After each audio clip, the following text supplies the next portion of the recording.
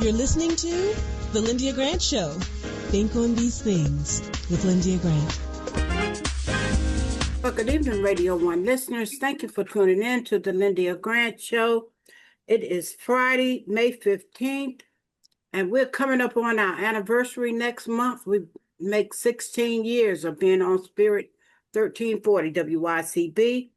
We're going to talk to Dr. Julianne Malvo about the state of the economy and politics. And in our second half, we're going to talk to Dr. Sherita Hill-Golden from Johns Hopkins Hospital in Baltimore. We always talk about type 2 diabetes. I'm warming up because that's what my mom died from, complications of diabetes. Dr. J, how are you today and what's going on? I am great, Lyndia. How are you? And wonderful. Congratulations on 16 years. That's quite an accomplishment. Thank you. Now, what I want to talk about today is maps. Not Google Maps or Apple Maps, but political maps. Because this week and last week, the Supreme Court made several important decisions involving congressional district maps, including cases out of Louisiana and Alabama, along with continuing controversy about South Carolina, and of course, Congressman Jim Clyburn's district. Now, you know, we love Congressman Clyburn. He's amazing, fantastic, and they are about to district him out of his district. But they're doing it all over the country, so we shouldn't be so alarmed. That man in the house that enslaved people built started it by telling Texas to redistrict. Folks like Gavin Newsom in California correctly responded by saying, okay, if you can redistrict, so can we.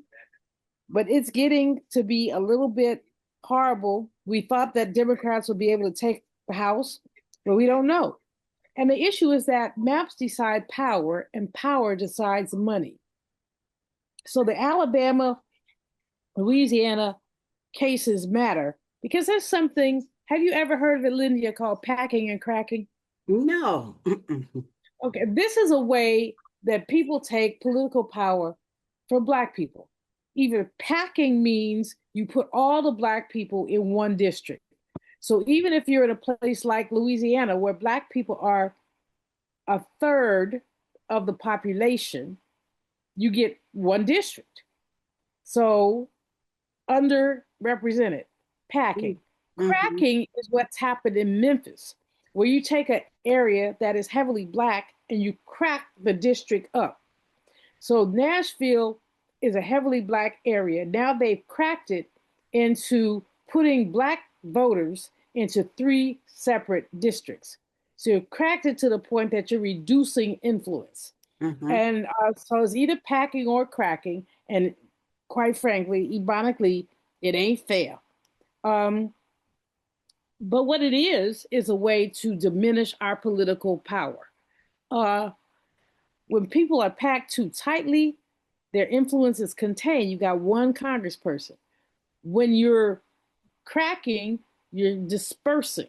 So we've seen versions of this in Louisiana, the case that just happened, Alabama, which the court just said they have a right to do this, South Carolina, where they want to take away Clyburn's district, of course, Tennessee, and other places. The court's direction gives states more room to redraw districts in a way that weaken Black voter strength. What they've also done, Lyndia, as we've talked about on the air all over the country, is they've also weakened the Voting Rights Act. Yes. But people, and then so Section 2 and Section 5 are almost gone. And these were the most important parts of the Voting Rights Act. Not to say the only parts, but basically some of the most important parts. So when you mess with our representation, you're messing with a bunch of things. Who gets power? Who decides what projects come to the district? Transportation projects, hospitals, environmental design. Who gets business investment? Who gets heard when budgets are negotiated? Now, most people, not even me, and I'm a political junkie, don't get up in the morning thinking about district maps. But these district maps are really, really important. So it is a political assault on Black people. We know what happens, as well as I do. Whenever Black people make progress, there's going to be a pushback. Yes. There will be a pushback. And we have a history of this. We can start with Reconstruction. I was getting ready to say, Dr. Malvo, even back after slavery, after they freed us, can you imagine that many Black people got elected? And so then look what happened. So, yeah. Well, and when you look at Jim Clyburn, I mean, South Carolina had 8 Black state representatives, in Reconstruction. And they killed some of them. They redistricted some. They jailed one brother. He is the first South Carolinian to be elected since the 1870s. Took them 90 years to elect Jim Clyburn.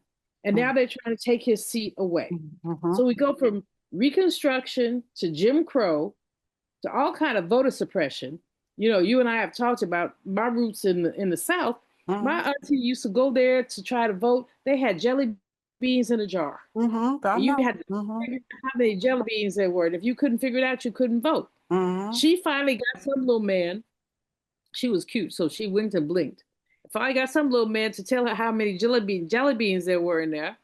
And then when she corrected the number, she correctly guessed the number, they told her they took 5 out of the top because they knew that she had been talking to this man.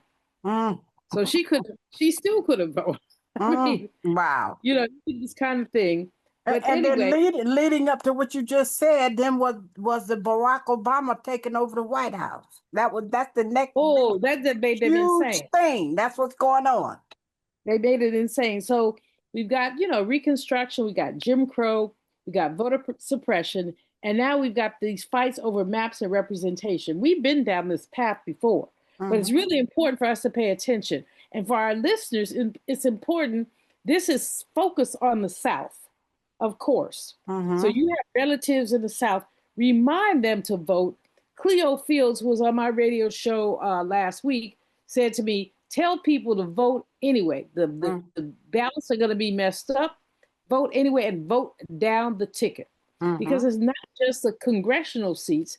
You've got school board members and others in there. And so don't say I'm not going because they cheated. They always cheated. They've been cheating us since we got here. Say, I'm going to go and vote down the ticket. Yes. And some of these things are going to be challenged. That's the other thing, is some of the things are going to be challenged. Meanwhile, let's just put a pin in that for a moment. We know what's going on. Let's just talk about, for a moment, Iran and the fact that we're spending $500 million a day. What's his name? Hexbeth testified. $500 million a day on this war in Iran, which has not been declared formally, has not been sanctioned by the courts or anybody else, but it's $500 million, Lyndia. $500 million a day. That's we could a do lot. it for housing. $500 million is 500 million. That's right. Think about it. You have a budget with some of the things you do with our young people. We all know budgets. $1 million is a lot of money. This is $500 million that could be going to schools, affordable housing, modern transit, hospital funding, water infrastructure, student debt relief. But all these folks are told to wait for investment, wait for repairs, wait for health care, wait for opportunity. What are our priorities as Americans? To mess up Iran in an undeclared war? It would be different if that man had brought a case to the Congress and said, this is why we have to do this. He's never done that. He says they cannot have nuclear weapons. Well, I agree with him on that.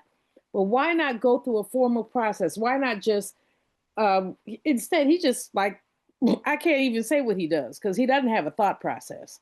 I just keep praying every day for the 25th Amendment, which would allow Congress to declare him incapable of carrying on his duties. He doesn't sleep at night. You get 25 texts in the middle of the night about what he's going to do.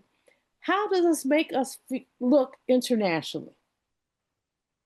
So, Lyndia, the biggest issue for me right now is redistricting, of course. But the issue is the money that we're spending in Iran and what Americans are having to deal with. And the third thing, very briefly, I know I'm running out of time, is the issue of inflation. The report that came out on Tuesday morning said that inflation is up by 3.8%, the greatest increase in 5 years. 3.18%. What does that mean? Gas prices, food prices, import prices, all of those things are up. Meanwhile, this man said he don't care about that. It's all going to work out. Well, you ask the next poor person you see, or not even poor, middle income, is it really going to work out? I went to get a juice at Whole Paycheck the other day, blueberry lemonade. I love it. And last time I got it was $3.49. Yesterday it was $4.39. That's a small thing, and I didn't have to have it. But every person who's listening to me has had a small thing happen, and maybe many small things that have essentially eroded their ability to live their lives comfortably. I saw the first post on Facebook that I've seen where everybody was talking how much their gas, how much money they spent, over $100 to fill up their tank in the DMV. I saw all that today. Well, if you have one of those cars that's 14 gallons, you're now spending about $4.50 nationally, and more like $5 a gallon. So that means 14 gallons for one of those medium-sized SUVs, $70 at least. Yeah. This is what people are living with, Lyndia. This is what people are living with. And this is what we have to deal with. And this man doesn't, he pretty much said he don't care. Yeah, he doesn't. Well, you only have one more minute. I have a minute. And in my minute, I want to just pivot for a moment. I always like to put something a little fun up in here. A little interesting. And one of the things that I think we should think about, I saw Beyonce's costume at the Met Ball, and many of them, is that no matter what Black people are doing, we bring joy to the table. I think it's important to think about Black joy and the things that we do. Our artists, our singers, our dancers, culture, in the middle of all this drama. We have to smile, and we have to say we will embrace joy. Life no matter goes on. Yes, absolutely. So it's always a pleasure to be with you. Always a pleasure to think about our people, because at the center of this is our people. Folks, do something nice for somebody. Everybody is not making it as well as you are. A lot of people have a lot of problems. I know that's Take somebody a pie, or even a bag of chips. Walk by the homeless brother or sister and say hello. Understand that we are in a war that they ain't gonna win. Amen. And that's it for me. All right. Well, thanks, Dr. Julian. We'll talk back to you next week. I always enjoy hearing your commentary. Thank you. Take care. And all right. We'll go to our commercial break, and we'll be back in a moment. Thank you for listening to the Lyndia Grant Show. If it wasn't for my care coach at AmeriHealth, I probably wouldn't be so healthy right now. As a man, we don't get checkups or see a doctor regularly anyways. It's probably just a man thing because none of my partners go either. We know we should, but we just don't, and hope it works out. So what changed for you? AmeriHealth assigned me a care coach, somebody that gives one-on-one help, answer questions, explain things, and help set my appointments. She also helped me understand what having high blood pressure really means and ways to manage it so it doesn't kill me. It ain't nothing to play with. If you're a member of AmeriHealth, ask for a care coach. I'm glad I got mine. At AmeriHealth, if you need a care coach, you can have one. Just call us at 1-877-759-6224 to get connected. 1-877-759-6224. This program is funded in part by the government of the District of Columbia Department of Healthcare Finance. Mayor Muriel Bowser. Washington and former religion columnist Lyndia Grant. Rosa Parks refused to give up her seat on a segregated Montgomery bus. In lectures on brotherhood, Miss Parks often said, "People always say that I didn't give up my seat because I was tired." But that wasn't true. I was not tired physically. I was not old. I was 42. No, the only tired I was tired of giving in. Driven out of Montgomery by harassment and death threats, Detroit, Michigan became her new home. Rosa Parks will always be remembered as the mother of the civil rights movement. Raised in the AME church, she once said, "I remember finding such comfort and peace while reading the Bible." Read more in the religion column of the Washington Informer, an award-winning African-American newspaper. We don't report crime or gossip, just positive news. Pick up the Washington Informer or visit us online at washingtoninformer.com. Call 202-561-4100 for more information. This is Frank Smith with the African American Civil War Museum in Washington, D.C., located at 1925 Vermont Avenue Northwest on the Green Line.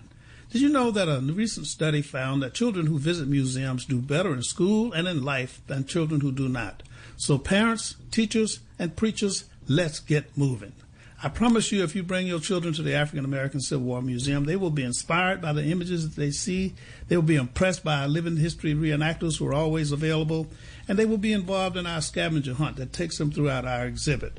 That's the African American Civil War Museum, 1925 Vermont Avenue. Our hours are 10 to 6:30 on weekdays, 12 to 4 on Saturdays and Sundays. See it. Be inspired. And we are back.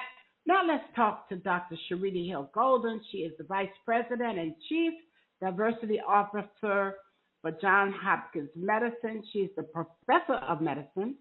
Her expertise is cardiovascular disease, diabetes mellitus, endocrinology, and lipid disorders. She heads up the diabetes department at Johns Hopkins. Unless her role has changed, and she can let us know that.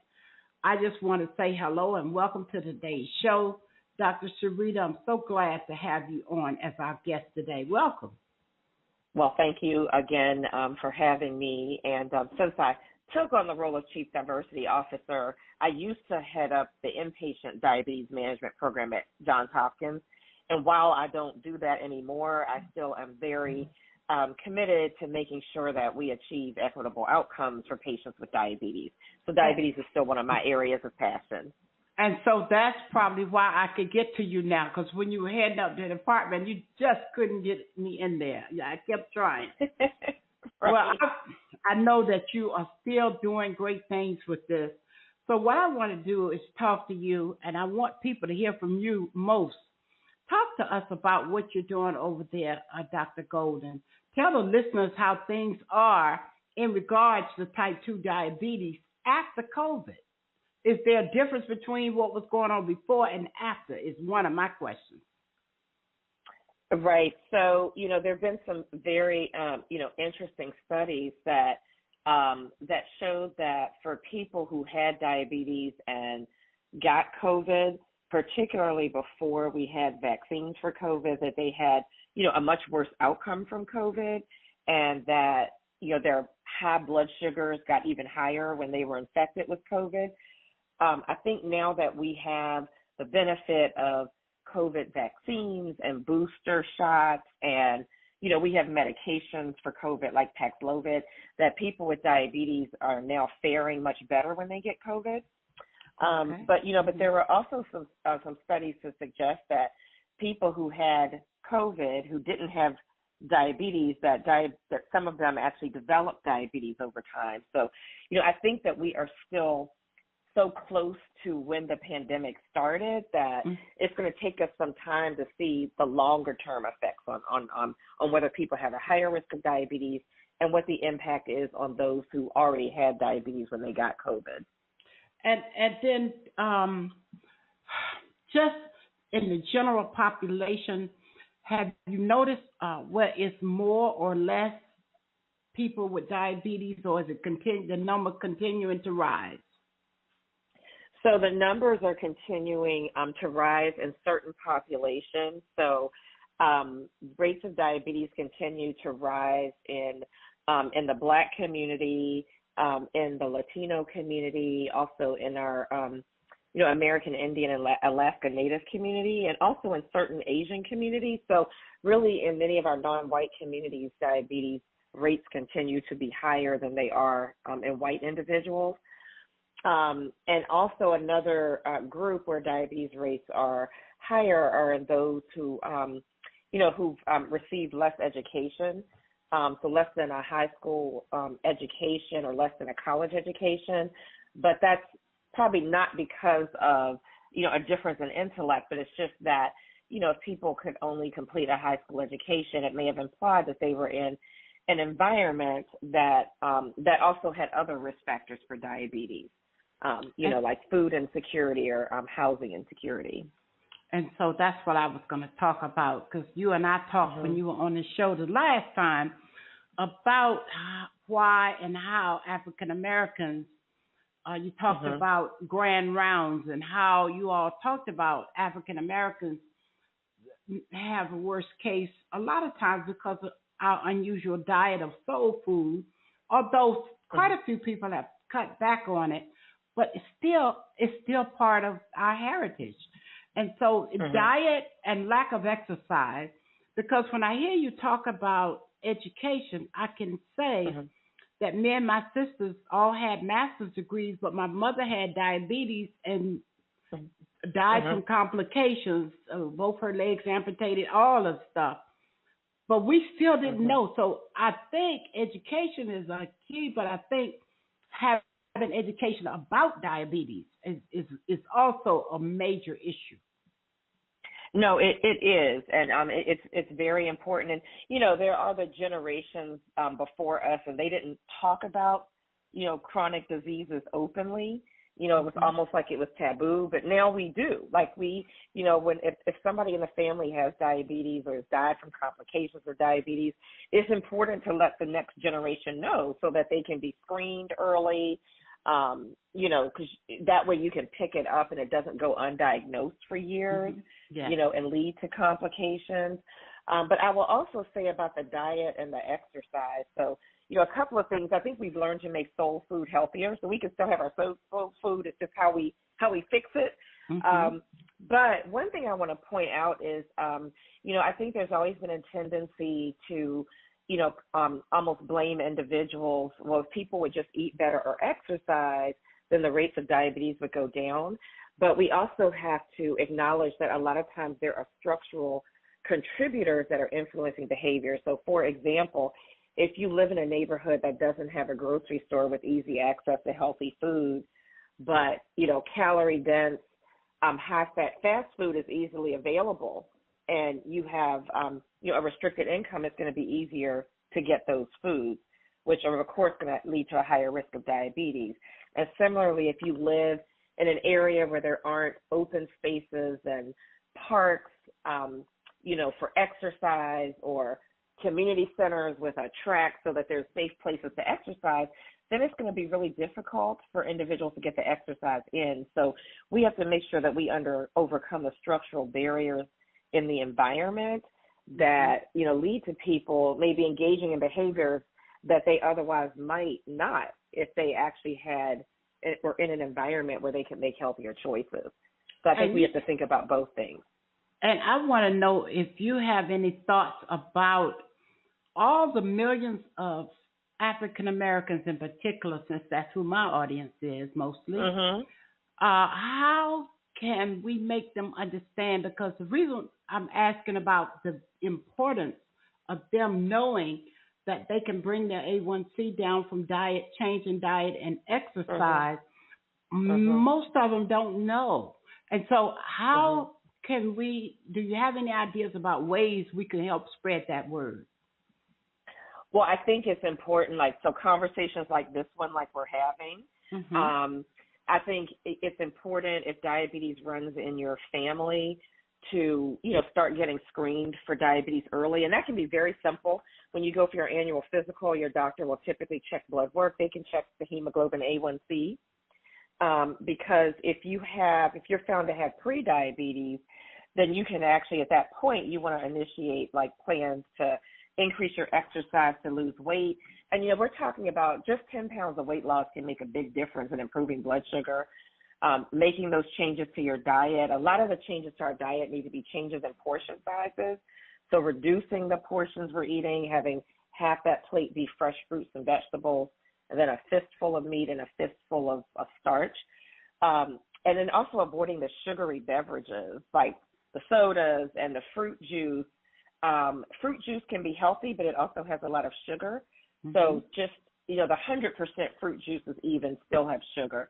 So just being aware of that, and I think also having, community conversations. So the American Diabetes Association website has a lot of resources, and they have websites very specific to various ethnic groups. So, specific to the Black and African American experience with, recipes and, how some of our favorite foods can be adapted. But one of the things I think we need to stop using the language, I went to the doctor and they told me I had a touch of sugar.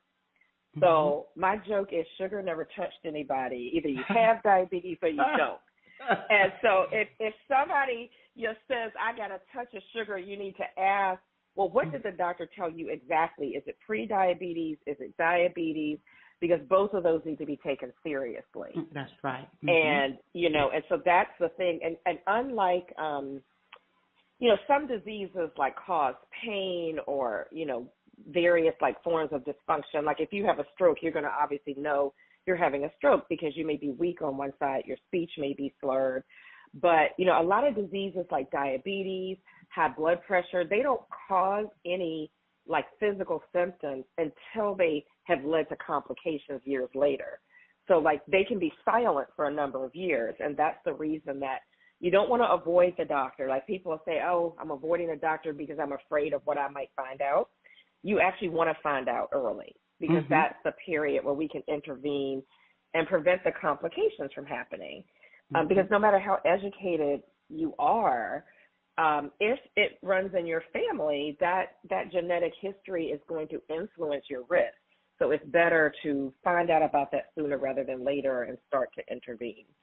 And then my last question, because we don't have much time, but childhood diabetes, because my granddaughter, Lola, is only 12, and she has to go back to get screened because she keeps getting infections, yeast infections, and she was told that she was getting close to being pre-diabetic. And so my daughter is working so hard to get her on a new diet and exercise and all the things, getting her involved in school. Any suggestions? Yeah, so I think with children, it's certainly just so that we all know that, in most children, like worldwide, who have diabetes have type 1 diabetes, but in Black children, it's more likely to be type 2 diabetes than type 1. So, like the adult, what we used to call adult onset diabetes actually happening in children.